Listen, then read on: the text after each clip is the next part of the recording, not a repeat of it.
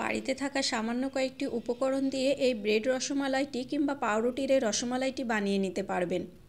বানানো যেমন তাড়াতাড়ি হয়ে যায়, খেতেও কিন্তু খুব টেস্টি।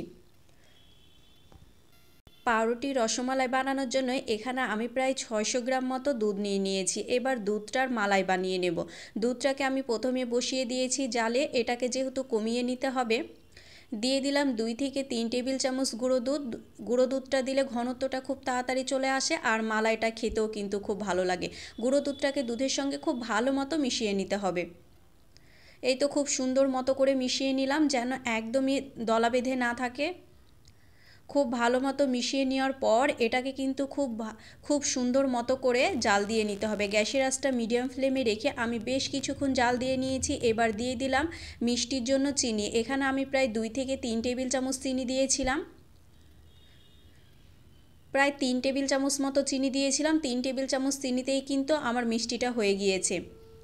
যেহেতু দুধটার মালাই করে নেব, এবার খুব সুন্দর মতো করে মিশিয়ে নিয়ে এটাকে আমি জালে বসিয়ে দিলাম। এবার যেহেতু আমি পাউরুটির রসমালাইটি বানাচ্ছি, সে কারণে এখানে কয়েক পিস বেশ পাউরুটি নিয়ে নিয়েছি আর একটা বোতলের এই রকম সিপি কিংবা ঢাকনা নিয়ে এইভাবে ছোট ছোট কয়েনের আকারে কেটে নিতে হবে, তাহলে কিন্তু দেখতে খুব ভালো লাগে। এই তো একটা পাউরুটি থেকে আমার প্রায় 4টে এইরকম কয়েন বের হয়ে গিয়েছে।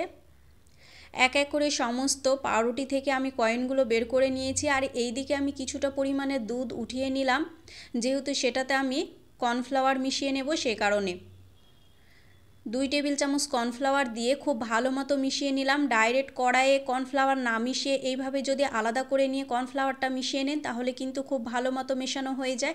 আর ডাইরেক্ট কড়াইয়ে দিলে কিন্তু দলা বেঁধে পেকে যেতে পারে। দুধটা আমি প্রায় অর্ধেক করে নিয়েছি। এবার যে কর্নফ্লাওয়ার মিশিয়ে নিয়েছিলাম দুধের সঙ্গে, সেটাই দিয়ে দেবো। আর কিছুটা আমি জাফরান দিয়েছিলাম। জাফরান দিলে ফ্লেভারটা খুব ভালো আসে আর খেতেও ভালো লাগে। সমস্ত কিছুকে খুব ভালো মতো মিশিয়ে নেব। 1 থেকে 1.5 মিনিট মতো এইভাবে নাড়াচাড়া করলে কিন্তু খুব তাড়াতাড়ি ঘনত্বটা চলে আসে।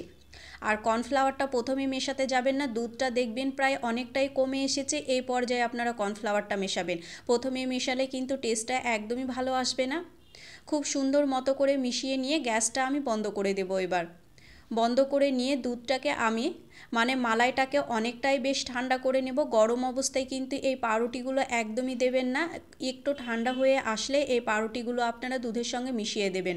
গরম অবস্থায় দিলে কিন্তু একদমই ঘেটে হয়ে যাবে। সেই কারণে একটু যখন ঠান্ডা হয়ে আসবে, এই পর্যায়ে আপনারা যে কয়েনগুলো আমি পাউরুটির কয়েন আকারে কেটে রেখেছিলাম, সেগুলোই খুব ভালো মতো মিশিয়ে দেব। এই তো মালাইয়ের সঙ্গে কিন্তু আমি খুব সুন্দর মতো করে মিশিয়ে দিয়েছি। এবার আমি কিছুটা ড্রাই ফ্রুট দিয়ে দিয়েছি এখানে পেস্তা বাদাম আর কাজু বাদামকে আমি গুঁড়ো করে নিয়ে ওপর দিয়ে ছড়িয়ে দিলাম। এই ডেজার্টটা কিন্তু ঠান্ডা ঠান্ডা খেতে খুব ভালো লাগে। আপনারা বাড়িতে একবার হলো ট্রাই করে খেতে পারেন। ফ্রিজে রেখে তো খুবই টেস্টি লেগেছিল খেতে। এই তো আমার কিন্তু একদম মালাই রেডি হয়ে গিয়েছে। রেসিপিটা কেমন লাগলো অবশ্যই কমেন্ট করে জানাবেন আর বাড়িতে একবার হলো বানিয়ে খেয়ে দেখবেন।